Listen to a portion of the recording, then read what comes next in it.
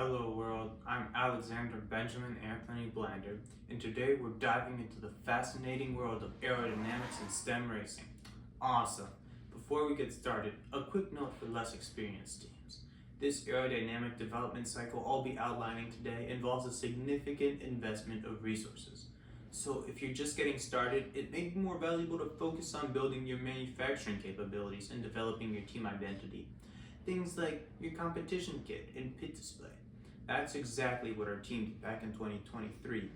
And even with just 4 CFD simulations all run in Autodesk CFD, we earned second place nationally and represented Team USA at the World Finals in Saudi Arabia, where we placed 13th out of about a grid of about 70 teams. Awesome, right? Alright, let's get into it. I'll be introducing aerodynamic development as a part of a larger car development cycle. So I'm going to assume you already have clear goals for your aero work and a set of constraints, budget, resources, and physical limitations that you're working within. The first step is choosing the tools for your aerodynamic development. This includes your awesome CAD and CFD software, the analysis framework you'll use to measure gains and losses, and your decision-making process when faced with design trade-offs. When it comes to CAD and CFD software, differences are often superficial, mostly just interface, style, and color palette. Your choice often comes down to sponsorships. For example, if you're sponsored by Star CCM Plus, then you'll likely use their CFD suite. Or if the SALT sponsors you, you may find yourself working in CADIA. Awesome. The real difference comes from how you use these tools, your CAD and CFD philosophies.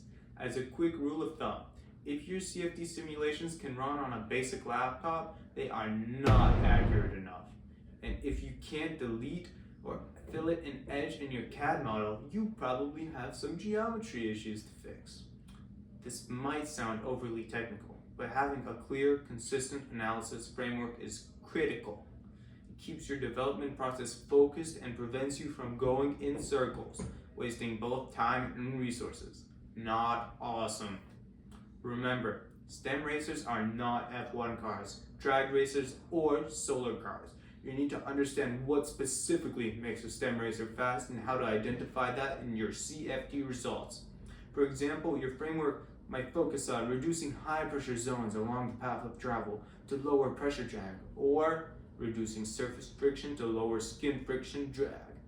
Finally, let's talk about your decision-making process, or as I like to call it, your deciding algorithm.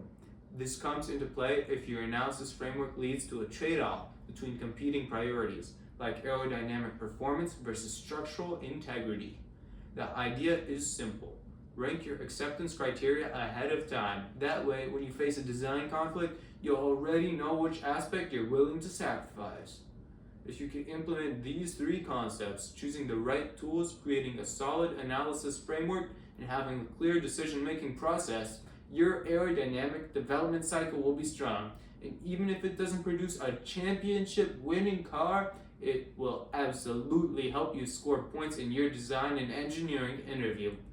Thanks for watching. Leave your questions, thoughts in the comments. We read, respond, and heart them. I personally do it, in fact. Aeros Racing, Team Aeros, out.